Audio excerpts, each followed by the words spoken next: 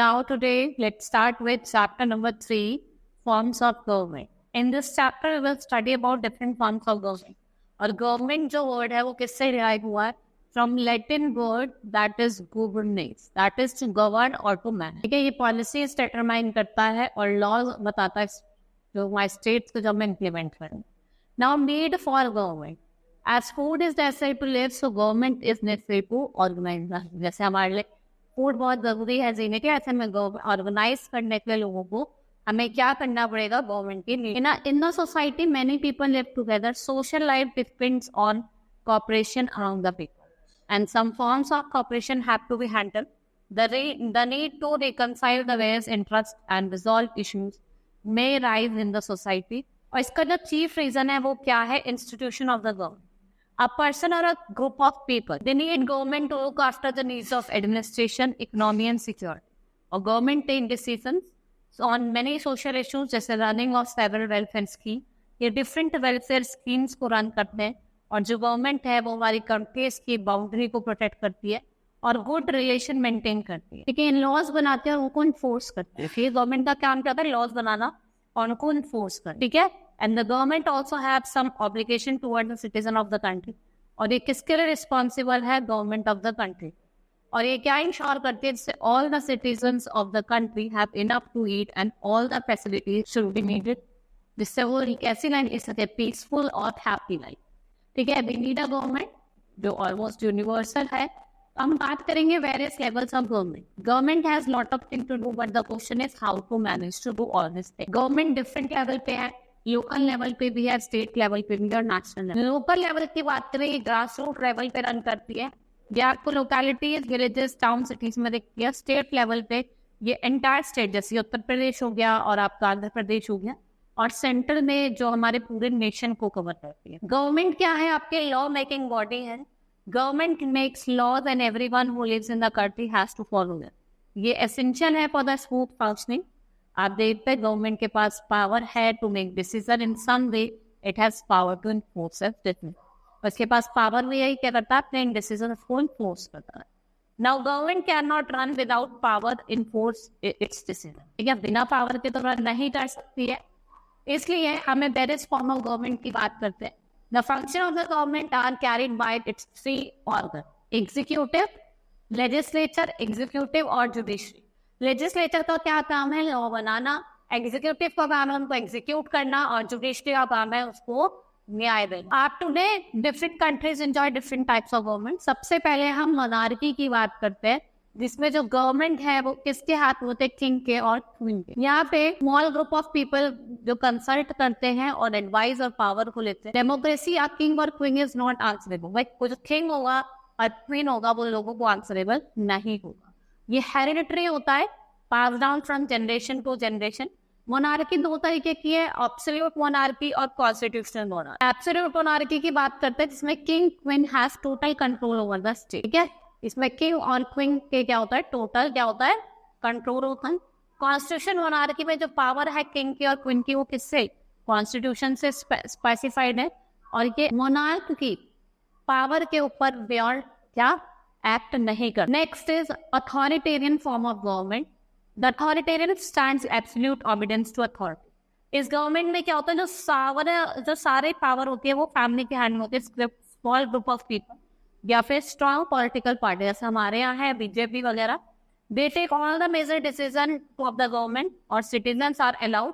Citizens को इसमें allowed होता है जो वो चाहते हैं अपनी वॉइस को रेस कर सकते हैं in front of their political party. Next is differentiate between 2 form of government है, पार्लियामेंट्री और प्रेसिडेंशियल फॉर्म ऑफ गवर्नमेंट. ठीक है, ये आपको रिलेशनशिप बताता है एग्जीक्यूटिव और लेजिस्लेचर की. It extend limit to which they are dependent on each other. और अगर हम बात करें प्रेसिडेंशियल सिस्टम में, जो लेजिस्लेटिव और एग्जीक्यूटिव होते हैं ये सेपरेट होते हैं. लेकिन अगर पार्लियामेंट्री फॉर्म ऑफ गवर्नमेंट में देखें, जो एग्जीक्यूटिव है वो किससे निकल के आ रहा है? It emerges from legislative. ठीक है, यहाँ पे फ्यूजन ऑफ पावर मिलेगा और प्रेसिडेंशियल सिस्टम में जो पावर है वो सेपरेटेड है. ठीक है, नेक्स्ट इज वो एक अदर डिफरेंस भी दिया है. पार्लियामेंट्री फॉर्म में जो हेड ऑफ द स्टेट है वो डिफरेंट होगा to the that of head of government. जो हेड ऑफ स्टेट है जो वो डिसाइड करता है on the basis of number of members the political party है. ठीक है, प्राइम मिनिस्टर बन जाता है और यहाँ पे कोalition के टाइम पे बात करें, हेड ऑफ द स्टेट है वो डिसीजन लेता है about which the party has the majority. अब हम डिफरेंस की बात करेंगे unitary and federal form of government.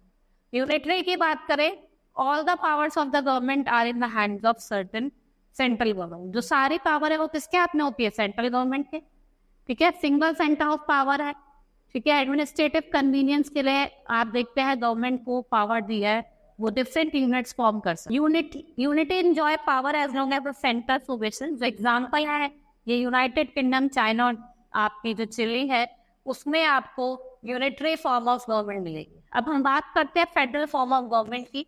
Federal form of government में क्या होता है?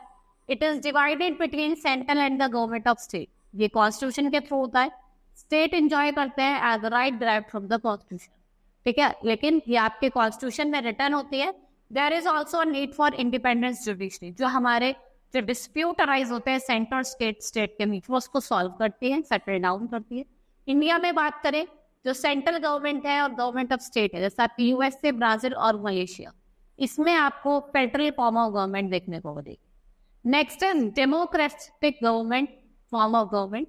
Democracy is for the people, by the people end of the people. और ये किसने कहा था? Abraham Lincoln. एक्चुअल पावर जो है वो लोगों के हाथ में है, और जो साइज ऑफ द कंट्री है, huge population, direct democracy possible नहीं है मॉडर्न टाइम्स में। So people elect their representative, और किसके थ्रू? इलेक्शन के थ्रू। इलेक्शन होते हैं, उनको जिताया जाता है और गवर्नमेंट इलेक्टेड कर जाते हैं democratic. Next is constitution. All governments get their power and guidelines from constitution. ये रिटन डॉक्यूमेंट है जिसमें आपको डिटेल्स मिलेगा किस फॉर्म की गवर्नमेंट है, कैसे इसके रिस्पेक्टिव पावर है, क्या लिमिट्स है।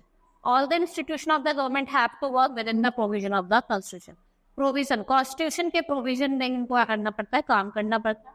और कॉन्स्टिट्यूशन में भी रिटन, वो रिटन भी हो सकता है, अनरिटन भी हो सकता है, रिजिड भी हो सकता है और फ्लेक्सिबल भी। Next is written constitution. ये नेसेसरी है, बहुत सारे रीजन है कि क्यों नेसेसरी है। The goals of the people and the vision of the leader contend and protected in the constitution. जो हमारे गोल्स है, चाहे हमारे हो चाहे लीडर के हो, उसमें protected. He serve as the guidelines for a new government to be formed, और document constitution specially defines the power of the federating unit। क्या उनकी पावर है और कहाँ तक वो अपने पावर को एक्सटेंड कर सकते। अनरिटन कॉन्स्टिट्यूशन, ब्रिटिश का अनरिटन है, no single document, there is no single document. यहाँ पे जो कॉन्स्टिट्यूशन है इसमें कन्वेक्शन और प्रैक्टिसेस है जो एक प्रेसिडेंट क्रिएट करते हैं। ठीक है, next is rigid and flexible. A constitution is a political document। ये आपका एक पर्टिकुलर पॉलिटिकल एटमॉस्फेयर और चॉइस ऑफ आइडियाज और इंस्टीट्यूशन को रिफ्लेक्ट करता है। ठीक है, a political situation in every country keeps on changing from time to time. आप देखते हैं हम अपने एक्सप्रेशन को कास्ट करते हैं पॉलिटिकल प्रोसेस में और उसके चेंजेस को रिस्पॉन्ड करते हैं। Next is rigidity and flexibility of purpose. कैसे हमारा कॉन्स्टिट्यूशन रिजिड है और फ्लेक्सिबल है। ठीक है, ये आपको प्रोसेस में दिखाई दिया है अमेंडमेंट के थ्रू। जो रिटन कॉन्स्टिट्यूशन वो रिजिड है क्योंकि यहाँ पे कुछ सर्टेन प्रोसीजर्स हैं जिनसे हम अमेंडमेंट्स और चेंज कर सकते हैं, कुछ ऐड भी कर सकते हैं और कुछ चीज हटा भी सकते हैं। The British political system change not about in the laws by the parliament. वो सुप्रीम है, it does not make any distinction. Next is universal adult franchise. ठीक है, ये वन है, ये एडल्ट सिटीजन है, उनके पास राइट टू वोट है, और जो कास्टिंग वोट है वो इनेबल करता है सिटीजन को to choose their representatives, and if the citizen are not satisfied with any representative political party, वो उनको रिप्लेस कर देते हैं next election. Today most democratic country the right to vote is universal, और ये कहाँ ग्रांट है? हमारी फंडामेंटल राइट। आप किसी के साथ डिस्क्रिमिनेशन नहीं कर सकते उसके रेस के, क्लास के, क्रीड के, रिलीजन के, और सारे इलेक्शन है without discrimination. Voting right of women were denied for a longer period of time, लेकिन लेट 19 और 20th सेंचुरी में women were not given right to vote. बहुत सी डेवलप्ड कंट्री में उनको राइट टू वोट नहीं दिया था, फिर धीरे धीरे ये अधिकार भी दे दिया गया। और एपेथाइड एरा में non whites were not allowed to vote in South Africa, और ये कब एंड हो गया? जब मल्टी पार्टी इलेक्शन हुए 1994, वो एंड हो गया। और आप देखते हैं today many countries deny the right to vote of various जो मेंटली रिटार्डेड पर्सन हो। ठीक है, and all most countries deny right to vote to one citizen resident, and the citizen जो एज ऑफ 18, जो 18 साल से छोटे में वो नहीं दे सकते। ठीक है, और जो नॉन रेजिडेंट है वो भी नहीं दे सकते। Hope you understood the chapter. That's all for today. Thank you.